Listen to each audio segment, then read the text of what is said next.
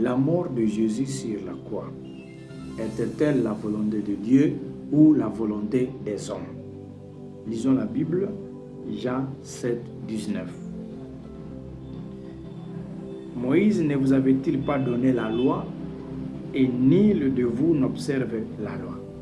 Pourquoi cherchez-vous à me faire mourir? Jésus parle aux Juifs, dit, pourquoi vous cherchez à me faire mourir? N'est-ce pas que Moïse vous avait déjà donné la loi? Alors pourquoi vous cherchez à me faire mourir? C'est Jésus qui dit, pourquoi vous cherchez à me faire mourir? Et là nous allons Jean 19, 7. Jean 19, 7. Jean 19, c'est-à-dire Jean chapitre 19, verset 7e. Les Juifs lui répondirent, nous avons une loi. Nous les Juifs, nous avons une loi.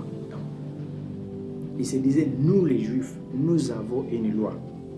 Et selon notre loi, il doit mourir parce qu'il se fait fils de Dieu. Les Juifs lui répondirent, nous avons une loi. Et selon notre loi, il doit mourir. Pourquoi? Parce qu'il s'est fait fils de Dieu. Il doit mourir parce qu'il s'appelle fils de Dieu et il s'est fait fils de Dieu. Il doit mourir. Nous les Juifs, nous avons une loi. Nous les Juifs. La mort de Jésus sur la croix était-elle la volonté de Dieu ou la volonté des hommes? Quand nous continuons dans 1 Corinthiens 2:8. 1 Corinthiens 2:8. 1 Corinthiens 2:8.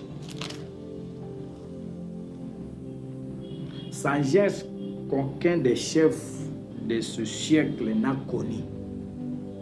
Car s'il l'avait connu, il n'aurait pas crucifié le Seigneur de gloire. Sagesse qu'aucun des chefs de ce siècle n'a connue. Car s'ils l'avaient connu, s'ils avaient la sagesse, s'ils avaient eu la sagesse à cette époque, ils n'auraient pas crucifié le Seigneur de gloire. Ils n'auraient pas crucifié le Seigneur de gloire. La mort de Jésus sur la croix était-elle la volonté de Dieu ou la volonté des hommes? La mort de Jésus sur la croix était-elle la volonté de Dieu ou la volonté des hommes? Lorsque nous lisons ces versets, ça nous amène à dire ce qui suit. 1 Corinthiens 13, 9 à 10. 1 Corinthiens 13, 9 à 10. 1 Corinthiens 13, 9 à 10 dit, car nous connaissons à partie et nous prophétisons à partie. On dit, nous connaissons à partie et nous prophétisons à partie. Mais quand ce qui est parfait sera venu, ce qui est partiel disparaîtra. Nous connaissons à partie et nous prophétisons à partie. Mais quand ce qui est parfait sera venu, ce qui est partiel disparaîtra. Quand nous allons toujours dans la Bible, Jean 16, verset 5. Jean 16, verset 5. Je vous ai dit ces choses à parabole. Jésus dit, je vous ai dit ces choses à parabole. L'heure vient où je ne vous parlerai plus à parabole, mais où je vous parlerai ouvertement du Père. Quand je vais revenir, quand je reviendrai, je ne vous parlerai plus à parabole. Je vais vous parler ouvertement du Père. Quand nous allons toujours dans Jean 16, 13e verset, commençons par 12e verset, Jean 16, 12e verset. Donc Jean chapitre 16, verset 12. J'ai beaucoup de choses à vous dire, mais vous ne pouvez pas les porter maintenant. J'ai beaucoup de choses à vous dire, mais vous ne pouvez pas les porter maintenant. Jésus dit, j'ai beaucoup de choses à vous dire. Beaucoup, mais je ne peux pas les faire maintenant. Parce que l'environnement dans lequel je me trouve ne me le permet pas. Je suis rejeté. Comment que je vais parler de certaines vérités alors que vous n'admettez même pas ce que je suis en train de vous partager? Je suis vraiment rejeté. Je me sens encablé. Je ne me sens vraiment pas dans le but de vous les partager. Et c'est comme ça. Il dira, je vais revenir, je reviendrai pour maintenant vous partager cette vérité. Ce qui amène à dire, ce que nous connaissons, c'est à partie, c'est partiel. Raison pour laquelle nous attendons son retour pour maintenant éclaircir sur certains points. Et jusqu'à ce qu'à cause de l'incrédulité des Juifs, dans Matthieu chapitre 23, verset 24, Jésus dit ce qui suit, conducteur aveugle qui coule les mouchoirs et qui avale les chameaux. Malheur à vous, scribes, là c'est verset 5, scribes, pharisiens, hypocrites, parce que vous nettoyez le dehors de la coupe et du plat, qu'au-dedans il se pleut de rapine et de tempérance. Pharisiens aveugles. Pourquoi Jésus a mis à parler de mots durs comme ça? Pourquoi Jésus s'est trouvé vraiment dans cet état-là? Parce qu'il a compris que ces personnes lui bloquaient la volonté de Dieu. Ces personnes-là lui bloquaient l'expression de la vérité qui lui portait à lui. C'est-à-dire, il a rencontré une contrainte, une difficulté terrible. Et ce qui amène à ce que ces mêmes personnes arrivent à dire non, non, ce monsieur ici nous a beaucoup dérangé. Il faut les crucifier. Il faut les crucifier.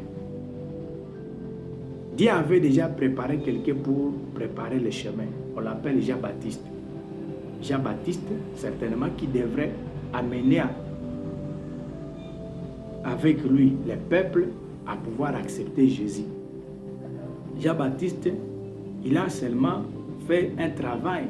Il s'est arrêté à mi-chemin. Il n'a pas accompagné Seigneur Jésus. Pourquoi? Parce que Jésus ne devrait plus parler de lui-même. C'est Jean-Baptiste qui devrait aller parler. C'est comme un président arrive dans un village ou dans une ville et on dit il y a ceux-là qui préparent son arrivée, peut-être les députés, peut-être un leader d'opinion locale.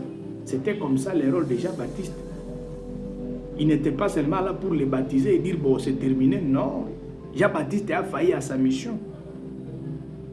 Quand nous lisons dans Matthieu 11, Jésus dit, je regrette que ce monsieur ait refusé à pouvoir soutenir la providence de Dieu. Voilà que les choses se sont bloquées parce que au moins lui quand même, il avait la confiance du peuple. Matthieu 11 dit, je vous le dis en vérité, parmi ceux qui sont nés de femmes, il n'en a point paru de plus grand que Jean-Baptiste. Cependant, le plus petit dans le royaume des cieux est plus grand que lui. Jean-Baptiste a fait à sa mission. Il aurait accompagné Jésus jusqu'à la fin. Mais lui, il a même douté de lui. Il a même douté de Jésus. Allez lui demander si c'est vraiment lui le Christ ou bien encore on doit attendre un autre Christ. Confusion. Dans 12 dit, depuis le temps de Jean-Baptiste jusqu'à présent, le royaume des cieux est forcé et ce sont les violents qui s'en emparent. Jean-Baptiste a failli à sa mission. Il aurait soutenu Jésus. Jésus ne serait pas mort sur la croix si Jean-Baptiste l'avait soutenu. Mais lui-même là, qui devrait préparer le chemin du Seigneur, il a même douté de lui. Dans toujours Matthieu 11, chapitre 3, Jean-Baptiste va douter de Jésus. Celui qui est censé préparer le chemin, celui qui est censé l'amener partout, vu qu'il avait la confiance du peuple. Et il va dire, est-il celui qui doit venir ou devons-nous attendre un autre? Lui-même doute de Jésus. C'est comme quelqu'un qui accueille le président chez soi, ou bien dans sa ville, ou bien je ne sais pas, dans un endroit. Celui-là qui a même préparé la venue de ce président ou un homme, une personnalité, va maintenant dire, est-ce que c'est lui ou bien ce n'est pas lui? Qu'est-ce que les autres diront? La mort de Jésus sur la croix était-elle la volonté de Dieu ou des hommes? Deuxième partie. À la prochaine. Ciao.